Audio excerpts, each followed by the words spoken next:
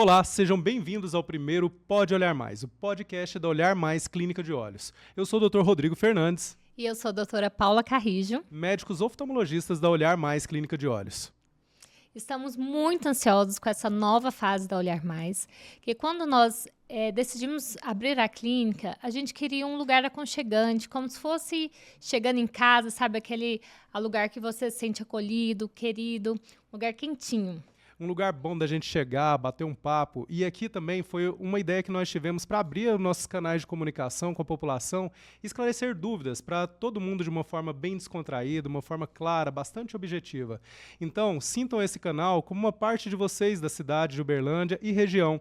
De uma forma onde vocês podem chegar, conversar com a gente, para sempre esclarecer suas dúvidas. Todos vocês procurem o YouTube, se inscrevam, mandem mensagens, perguntas, dúvidas que nós vamos tentar trazer aqui para a gente discutir. Hoje, de uma forma mais descontraída, de uma forma bem legal, trouxemos um convidado sensacional. Acho que muita gente aqui na cidade já conhece ele, porque ele é uma figurinha carimbada, trabalhou na Algar Telecom, no Martins, é uma pessoa muito querida entre os uberlandenses. É uma pessoa que vem quebrando muitos paradigmas na inovação, na tecnologia, tanto na cidade de Uberlândia, quanto nacional, quanto internacional. Sempre cheio de novas ideias, e foi por isso que é uma pessoa tão criativa que nós trouxemos ele justamente para nos ajudar nesse primeiro momento de transição do Olhar Mais Clínica de Olhos. E nós estamos extremamente felizes por ter esse convidado como o primeiro convidado, porque nós almejamos ter isso, criatividade, inovação e acolhimento, né? O humano, um acolhimento bem humano, que é isso que o nosso primeiro convidado representa e faz em tudo que ele se dispõe a fazer. Eu falei aqui para todo mundo a parte de tecnologia, né? Mas nós temos que lembrar também que o Oswaldo Carrijo ele é uma pessoa que se preocupa muito com as crianças da nossa cidade. Ele tem vários projetos sociais na cidade, alguns muito bem estruturados, e por isso é uma pessoa que concentra muito todas as características positivas que nós queremos para a nossa clínica. Exatamente. Bom, mas quando a gente fala esse nome Oswaldo Carrijo, Paula, peraí, mas não tem a ver com o seu sobrenome? Conta aí pra gente, o que está acontecendo? Tem tudo a ver, mas nós não estamos hoje aqui para falar sobre relações parentais. Vamos falar muito sobre tecnologia e inovação. E o Oswaldo Carrijo é sensacional nesse assunto, por isso que ele está aqui. Exatamente. Seja muito bem-vindo, seu Oswaldo. Obrigado, Rodrigo, obrigado, Paula. Não, é um prazer enorme estar aqui para falar da coisa que é parte de mim, né? Criatividade, inovação, tecnologia. E o aspecto que vocês tocaram muito bem, o aspecto humano. Nada disso seria legal se não tivesse o lado humano no contexto como um todo. Então, fico muito feliz e parabenizo o Olhar Mais por essa visão de buscar sempre a inovação na sua postura, nos seus ferramentais, no seu desenvolvimento. Então, isso é muito bacana e muito legal e eu estou aqui com o maior prazer para falar com vocês. Seu Oswaldo, a gente agradece e quando o senhor já começou falando já de humanidade junto com inovação, basta lembrar do nosso consultório, né? Eu acho que todo mundo quando chega no consultório do oftalmologista, a primeira coisa que ele olha e vê, ele fala, nossa, que tralheira, que tanto de coisa aqui dentro, passa numa máquina, passa noutra, e quando chega praticamente no consultório do oftalmologista já está com quase tudo resolvido, né? Já tem ali seu grau do óculos, já tem a imagem do fundo de olho, já tem imagem da parte anterior do olho, basta só praticamente o oftalmologista benzer, né? Se por acaso a gente não tiver um pouco de humanidade, um pouco de sensatez em conversar com o paciente logo no início, para pelo menos saber o que ele está sentindo, por que ele foi ali, essa tecnologia não vale nada. Então, realmente, a gente tem que juntar muito bem esses dois aspectos. Humanidade, sensatez, humanidade e tecnologia, né? Exatamente. E já falando em inovação e tecnologia, conta pra gente, Oswaldo, da sua experiência em construir a área de inovação da Algar Telecom. Muito legal, né? Nós criamos lá um Instituto de Ciência e Tecnologia, o BRAIN, que tem como foco o desenvolvimento de inovação disruptiva. Existe uma diferencinha entre o que é disruptivo e o que é incremental, né? Dentro de uma organização padrão, normalmente se faz muita inovação incremental. E a ideia de se criar esse instituto fora da empresa-mãe foi dar uma conotação mais forte para inovação disruptiva, aquela que quebra paradigma. Eu vou dar algum exemplo aqui para que todo mundo nos entenda. Primeiro, fora da área da medicina, tá? Apesar de que medicina, eu adoro estar aqui, vai ser muito gostoso conversar com vocês, porque o Brain, ao ser criado, ele definiu algumas verticais para se trabalhar. E saúde foi uma delas. Então, por isso que é tão legal estar aqui com vocês. Tá? Voltando para o Brain, o Instituto de Ciência e Tecnologia, a nossa proposta foi de ampliar o portfólio de produtos da Algar Telecom que ela oferece no mercado. E para vocês terem uma ideia, nós já lançamos mais de 25 produtos novos e já tem uma representatividade na venda superior a 30% das vendas totais dentro de um produto que não era padrão há 5 anos atrás, na venda da Algar Telecom. Então, isso modifica a sua organização, modifica o seu jeito de trabalhar. E por que isso é tão importante, né? Porque nenhuma organização que se pretende ser perene pode alcançar esse objetivo sem um foco total em inovação. Você tem que estar mudando o tempo inteiro. Se eu pudesse dar um exemplo na medicina, olha só que coisa espetacular. Uma grande inovação que revolucionou a medicina na sociedade aconteceu há pouco mais de 100 anos. Tá? Foi um médico que resolveu que as pessoas tinham que lavar as mãos antes de um procedimento cirúrgico. Olha só que coisa naquela época não se tinha a noção de passar a doença, contaminar um paciente por sujeira ou por algum micróbio ou até por transmissão via saliva e coisa do tipo. Então, isso faz pouquíssimo tempo, pouco mais de 100 anos. A penicilina, por exemplo, que foi o primeiro remédio que efetivamente revolucionou, foi uma transformação gigante na área de medicina. Ela, apesar de ela ter um pouquinho mais de 100 anos, ela só foi aplicada a seres humanos a partir da década de 1930, que é agora, menos de 100 anos. E a evolução vem num ritmo absolutamente alucinante. Então, quem não está atento à inovação vai ficar para trás. Quem não está atento ao que tem de novo, ao que está evoluindo, vai ficar para trás e não vai conseguir atender o mercado de uma forma adequada. Então, o grande propósito nosso foi esse, foi modificar o processo de inovação dentro da companhia, fazendo disrupções importantes no seu portfólio de produtos e conseguindo efetivamente atender os nossos clientes de uma maneira bastante eficaz. Então, esse é o grande propósito. Então, na área de vocês, eu penso que as evoluções são tão gigantescas. Eu me lembro que há pouquíssimo tempo atrás eu estive visitando a estrutura de inovação de Israel. Estive lá em Israel visitando e entre as diversas inovações que a gente viu lá, tinha uma que era justamente para a oftalmologia. Era um colírio que estava sendo desenvolvido para reduzir o grau até 2 graus. O indivíduo com aquele colírio não precisava usar óculos. Tá? Olha só que coisa importante, que também é legal que o nosso consumidor entenda isso. Existe uma diferença entre criação e inovação.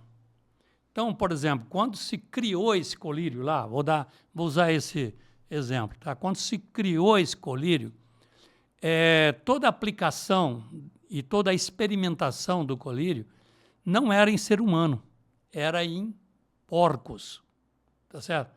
o porco tem alguma similaridade, né? A medicina sempre usou o porco em muitas áreas para fazer teste, validar, coisa do tipo. Então, eles ainda estavam validando. Mas olha só que coisa muito interessante. Hoje, vocês já utilizam no seu consultório, lá na Olhar Mais, eu sei disso porque eu tive a oportunidade de fazer o meu exame lá, vocês têm um aparelho que já dá para o oftalmo uma noção de qual o grau que você tem, sem fazer nenhuma pergunta, sem poder...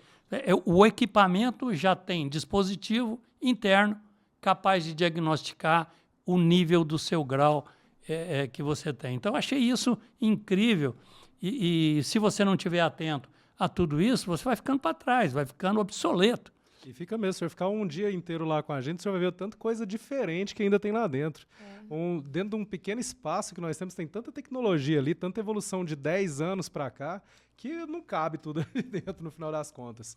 E quando o senhor vem falando tanto de inovação, de tanta tecnologia, de criação que vocês têm lá dentro do Brain, me diga, existe também uma preocupação em termos de custos para chegar à parte final para a população? Porque pelo menos uma coisa que a gente vê dentro da oftalmologia, dentro da medicina, é que está tendo muita criação, está tendo muita inovação, tem muita coisa boa chegando, só que os custos muitas vezes são extremamente altos, fazendo com que para a população seja algo quase que inviável. Dentro da oftalmologia isso tem muito. Quando a gente vai ver, por exemplo, a cirurgia de catarata, existem alguns valores agregados em alguns produtos que a gente usa que muitas vezes a gente quer oferecer para a população, mas ainda fica um valor muito alto. Isso gera um certo conflito.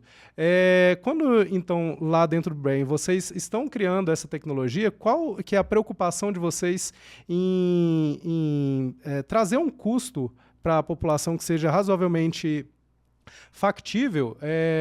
Como que vocês calculam isso? Como que vocês buscam essa tecnologia? Você toca num ponto crucial, né? Eu tava ouvindo uma fala do Jeff, que é o CEO da Amazon. Aí todo mundo conhece, porque é considerado aí um dos homens mais ricos do mundo, e com um sucesso absurdo na sociedade. Ele falava uma coisa muito interessante. Ele falou que uma das coisas que a gente tem mais prestar atenção é naquilo que não vai mudar daqui a 10 anos. Porque o que vai mudar é muita coisa, mas e o que não vai mudar para que eu mantenha, né? Boa. E ele falava justamente disso. Ele falava que a busca por preço, por condições melhores de compra, não vai mudar. A sociedade vai estar sempre buscando uma melhor aquisição, uma redução de custos de sua operação. Vou dar exemplos, e é importante aqui falar para quem está nos ouvindo, né, de exemplos, porque a hora que você coloca custo, você tem que considerar o custo total, não o custo só de um item específico. Eventualmente você fala assim, poxa, aquele consultório cobra muito caro, porque você olha o preço da consulta. Mas olha só que interessante, você prescreve um grau para um cliente, esse cliente vai numa ótica, né, vai comprar um óculos. O custo do óculos vai variar aí de R$300 a R$5.000, que eu próprio já tive a oportunidade eu uso, então, eu já tive a oportunidade de pesquisar preço, pesquisei preço. Dependendo, 5.000 é só a lente do olho direito, né? Não, eu disse... Não, muito bem colocado, porque é o que eu ia complementar. Uma coisa é o óculos. Aí, a hora que você vai para a lente é mais cara do que o óculos. Tá certo? Então, muitas vezes... E outra coisa, você tem lentes que vão de R$400 também a R$3.000, R$4.000, talvez até mais, né? Que eu pessoalmente não conheço, mas eu acredito que tem lentes que é até mais caro do que isso. Agora, será que você precisa gastar R$4.000 para comprar uma lente? Será que você precisa de todo esse custo envolvido? Porque você tem que olhar o custo total daquele, não só do atendimento, mas da receita, mas da aquisição do seu produto, etc, etc. Então, sim, custo sempre vai ser uma preocupação, porque esse item não deverá mudar nos próximos anos. O consumidor vai buscar por melhores condições de preço. Oswaldo, então, pegando exatamente isso que o senhor falou, é uma coisa que eu acho muito importante a gente trazer para o consultório e conversar com o paciente para ver o custo-benefício para ele, o quão importante e o que ele precisa ali no dia a dia dele, o que ele precisa investir para ter o melhor para ele. Não significa que o maior custo vai ser o melhor. Então, eu acho que essa interação com o paciente, a relação médico-paciente e acolher o paciente, a gente consegue pegar muito bem isso. É um ponto bem importante que o senhor falou. É bem dentro dessa linha que eu me referia. Eu acredito muito nisso. Tem paciente que precisa de usar a última tecnologia. Sim, dependendo Mas provavelmente 80% ou mais dos pacientes não precisam, não é necessário. E ele poderia estar numa condição muito melhor de aquisição e poder se sentir bem ou se sentir compensado naquele problema que ele tem de forma totalmente adequada, num custo muito mais baixo. Então, é por isso que é tão importante essa visão global da cadeia para definir o aspecto de custo que a gente se referia anteriormente. Oswaldo, e outra coisa, você puxou sobre o colírio, né, que reduz grau do óculos. É incrível tanto que está evoluindo a oftalmologia, né, a medicina como um todo, mas buscando aqui dentro da oftalmo, que é a nossa área, por exemplo, tem uma doença macular relacionada à idade, que é mais comum a partir de 50, que até 6 anos atrás não existia tratamento nenhum para quando estava uma fase avançada. De 6 anos para cá, existe agora medicações que a gente consegue controlar muito bem a visão, não deixar ter perda de visão, quando é a forma molhada da doença. Existe a forma seca, que quando já tem um grau muito avançado, até 1 ano atrás não existia nenhum tipo de tratamento. E agora a gente já está vendo outras medicações surgir. Então, isso é muito legal, é muito interessante isso. Ô, Paula, isso é que eu gosto nesse foco, da Olhar Mais, hoje no seu processo de atendimento e tudo mais, tá? Tá up to date, porque é o que você falou. Ver que as coisas começaram de 100 anos para cá, crescer numa velocidade exponencial, tá certo? Absurdo. E após a Segunda Guerra Mundial, a coisa explodiu. E nesse novo milênio, é algo absurdo a velocidade com que as coisas estão se transformando. Sim. Então, é muito legal ver que vocês estão se preocupando em estar up to date com o que está acontecendo e sabendo aplicar de forma mais adequada possível a tecnologia que existe. Porque é importante falar uma coisa também aqui, principalmente para quem está nos ouvindo, existe uma diferenciação importante entre criação e inovação. Criação é quando alguém desenvolve ou cria alguma coisa do nada, usando apenas a imaginação. Então, normalmente é coisa de gênio. O cara brota uma coisa nova que não existia até então. Tá? Isso é criatividade. E a criatividade sempre acontece no estágio muito embrionário. Então, eu falei da penicilina, que eu estava me referindo anteriormente. Penicilina demorou vários anos para ser, depois que o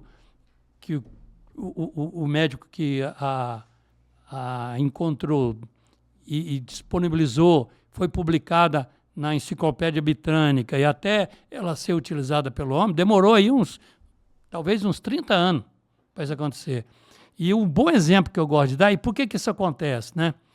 Porque a criatividade, normalmente, ela é feita por uma pessoa de forma quase que autônoma. Tá? Então, nesse sentido, ela tem poucos recursos para poder para desenvolver aquele produto. Então, é um protótipo. Sempre que tem uma inovação, o que ele está colocando é um protótipo na mesa. E o processo de criação. Agora, a inovação, na inovação, é um ato coletivo, é um ato metodológico, tá certo? E multidisciplinar, onde você coloca várias inteligências, várias cabeças, pensando diferentes aspectos daquilo que foi criado para inovar. E o exemplo mais simples para todo mundo entender é o da aviação. Quando o Santos Dumont, eu vou usar o Santos Dumont porque é brasileiro, então há aí uma questão aí de debate, quem que inventou o avião? Não, vou trazer para nós que somos brasileiros. Então, o Santos Dumont, quando criou o 14 bis, ele criou. O 14 bis era só um protótipo de uma coisa que conseguia flutuar no ar mais pesada do que o ar. Então ele quebrou um paradigma, que até então o homem não acreditava que as coisas mais pesadas que o ar pudessem flutuar. E o Santos Dumont provou que pode. Só que eu pergunto a vocês que estão nos ouvindo, você seria prudente o suficiente para sair numa viagem de Uberlândia a São Paulo, por exemplo, num 14 bis? Nem se fosse uma pessoa desequilibrada, certo? Não iria. Agora, então isso é criação, o 14 bi é uma criação. Agora, o 747 da Boeing é uma inovação.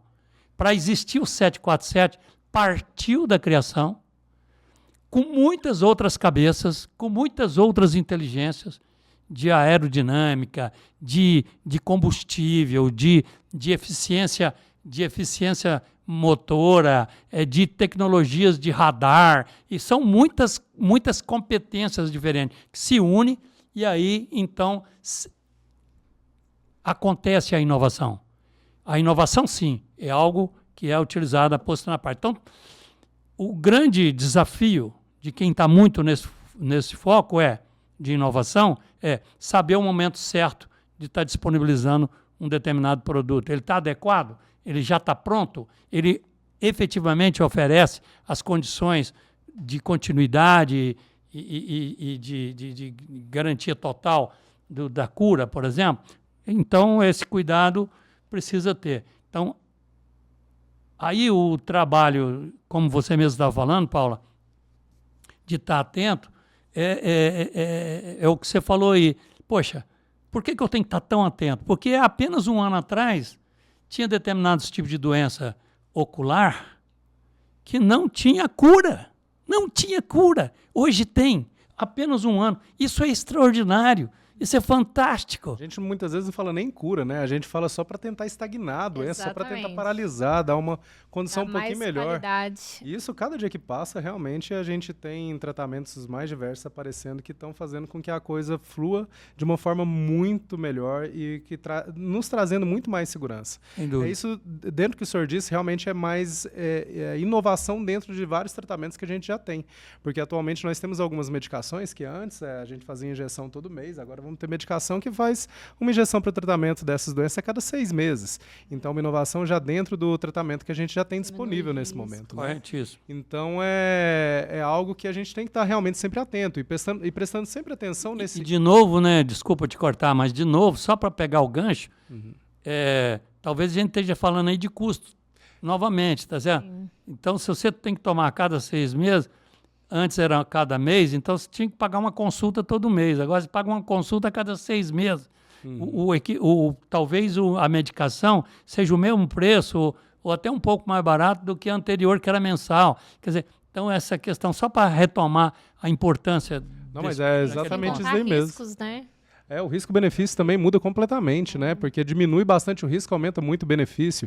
Que é outra coisa que a gente sempre tem que estar atento quando a gente vai pensar num tratamento para uma pessoa, né? A gente não tem que pensar só se é a última tecnologia, se é a última geração, se é a medicação melhor, mas tem que ver se é a melhor medicação para aquele paciente, o risco que essa medicação ou que esse tratamento vai ter para aquele paciente, qual que é o custo, a gente tem que pensar em tudo isso.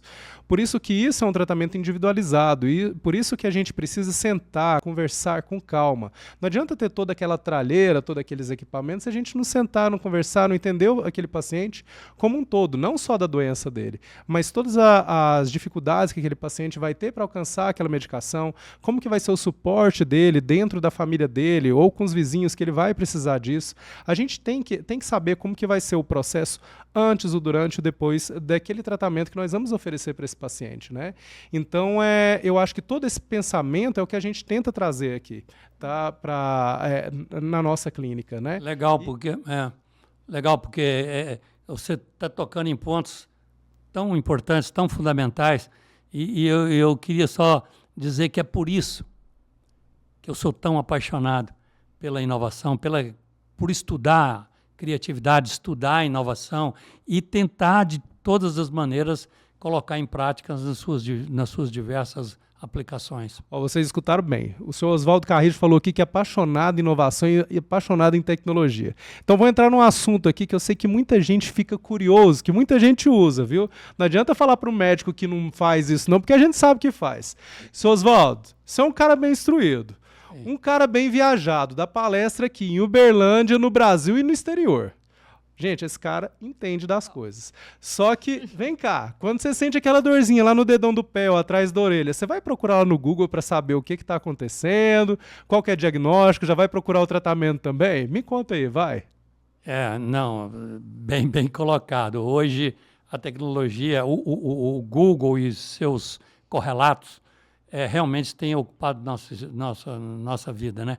O celular passa a ser a ferramenta talvez mais importante do ser humano, né? E a minha resposta para você é muito simples. Sim, eu vou no Google. Agora, tem um detalhe. Eu vou no Google porque sempre que eu vou num consultório, aqui falando de consultório, né? Mas em qualquer lugar que eu vou, e eu tenho que conversar com uma pessoa que entende muito mais do que eu procuro me preparar. Eu quero saber daquilo que um médico, por exemplo, o oftalmo vai falar para mim. Eu quero entender. Plenamente.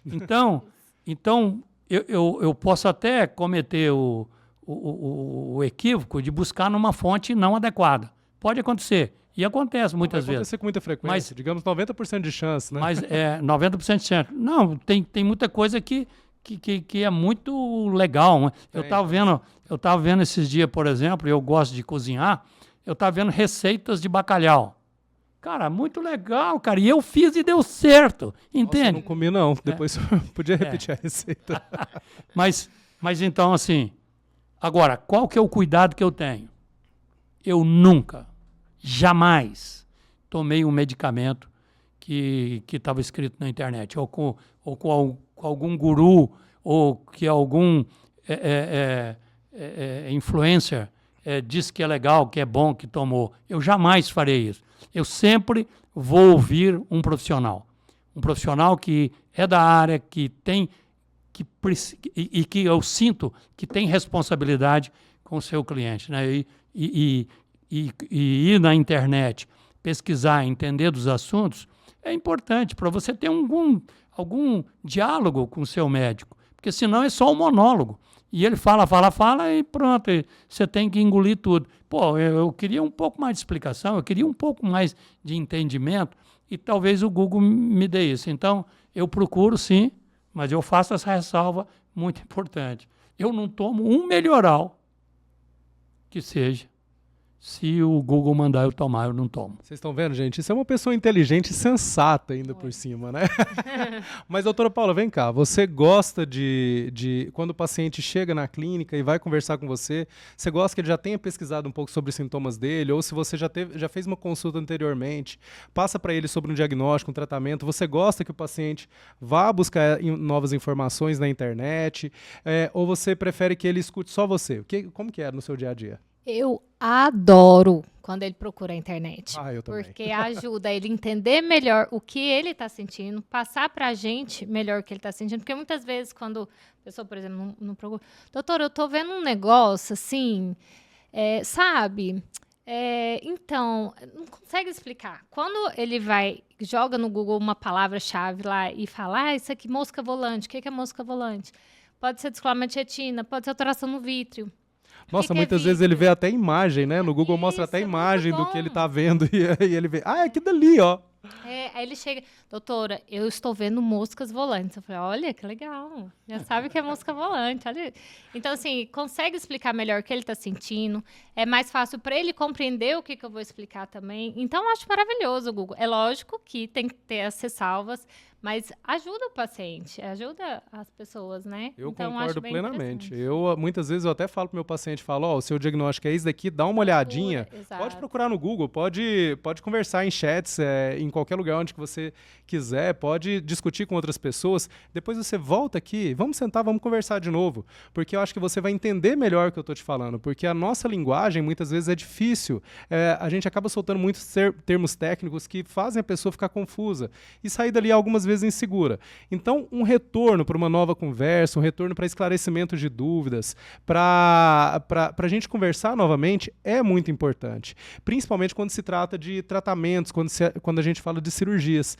Então, realmente, a gente tem que usar essas inovações, essas tecnologias, para trazer mais segurança para os nossos pacientes. Não só uma segurança em termos do procedimento, mas também uma segurança em termos psicológicos, né? Vamos falar assim, não me veio bem a palavra na cabeça agora, mas eu acho que é importante a gente utilizar essa ferramenta, sim.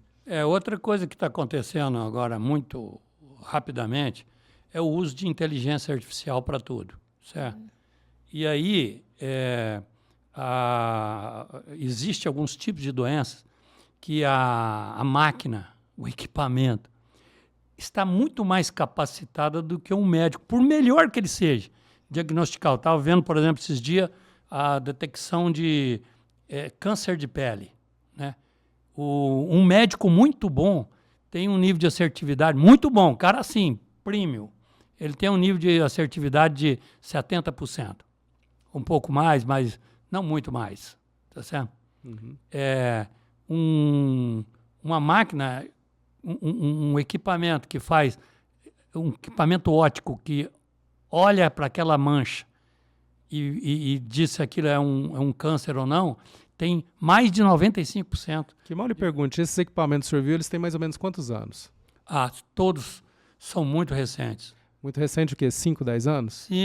5, 10 anos. Oswaldo, vou falar que esses equipamentos eles estão um pouco atrasados para a oftalmologia. Eu vou te falar do nosso autorrefrator. Sabe aquele equipamento que o senhor passou lá no início da consulta, que o senhor colocou o rostinho e ele saiu com seu grau? Isso. Esse tem 30 anos. Caramba. 40 talvez, não sei. Sei que quando ele foi inventado, todo mundo pensava assim, poxa, os oftalmologistas falaram, isso daí não vai prestar para nada. Mentira que isso daí é melhor do que eu. Eu faço isso daqui na mão rapidinho, tá? Ele é muito melhor a minha mão do que esse aparelho. Hoje em dia, esse aparelho acerta o grau, acerta o eixo do astigmatismo de uma forma, assim, fantástica. E o que nós fizemos? Incorporamos ele na nossa clínica. Ele não nos substituiu. Então, isso daí, toda vez me traz essa ideia de que a tecnologia tem que ser usada por nós, tem que ser incorporada nos nossos diagnósticos para melhorar o nosso tratamento. E deixa eu te falar uma coisa aí. Deixa eu te falar uma coisa muito importante nesse quesito que você está trazendo. Por que o homem nunca pode ser desconsiderado? Porque, infelizmente, a tecnologia, ela se desenvolve abruptamente, como nós estamos dizendo agora, já crescendo de uma forma geométrica. No entanto, ela cresce no mesmo sentido para o lado bom, no mesmo sentido para o lado mal.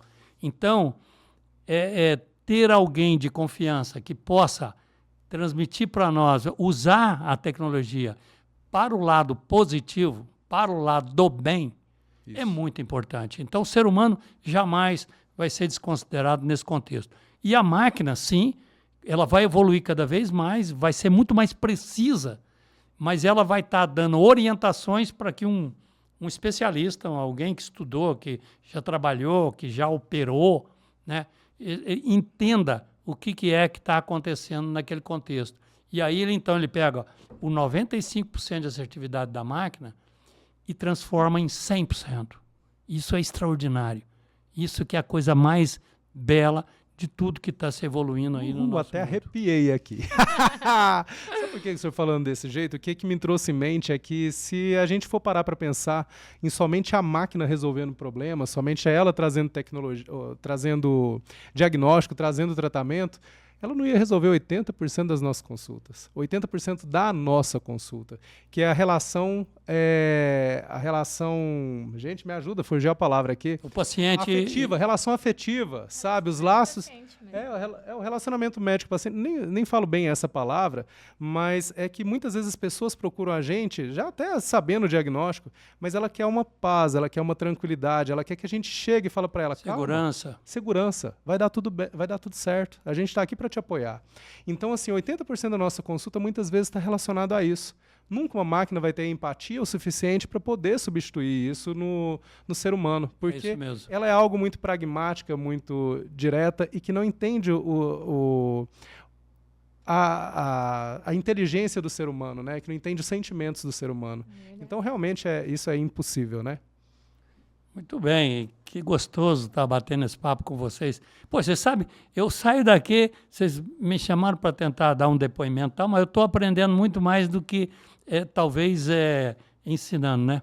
Então, fico muito feliz, que gostoso discutir isso, que bom ver olhar mais preocupada com o que está acontecendo de novo, preocupado com esse nível de atendimento humano que vocês estão colocando. Então, eu me sinto assim muito feliz de ver que não só vocês, mas tantas outras pessoas e tantos outros profissionais, e não só da área da medicina, mas de todas as outras áreas, que têm esse foco positivo, construtivo, né, de querer usar a tecnologia para efetivamente resolver os problemas dos seus clientes. Parabéns a vocês. Oswaldo, então, resumindo, quando o senhor vai procurar um médico, independente da especialidade, o que você busca? Relação, de tecnologia, o que você busca num médico quando você vai procurar? Simples, eu procuro confiança. E olha, eu vou explicar um pouquinho melhor isso, né? Porque eu quero dialogar com o médico, eu quero que o médico dialogue comigo, eu quero que ele me tranquilize, como o Rodrigo falou, o doutor Rodrigo falou agora mesmo, né? Para que eu me sinta confortável, tá? Eu estava lá para ser atendido, recentemente fiz o exame lá com o Dr. Rodrigo, e eu estava aguardando na sala, na antessala, ele estava atendendo um paciente, e nesse caso específico era uma criança.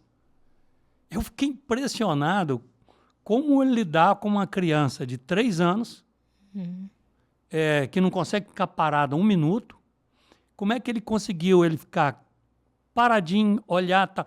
Ele se envolveu de tal forma a criança que ela absolutamente cumpriu tudo que ele precisava que ela fizesse. Eu vou te dar a dica. Posso? Desculpa cortar. É só cantar a música da Galinha Pintadinha, aquela. Não Era uma casa muito engraçada. Eles adoram.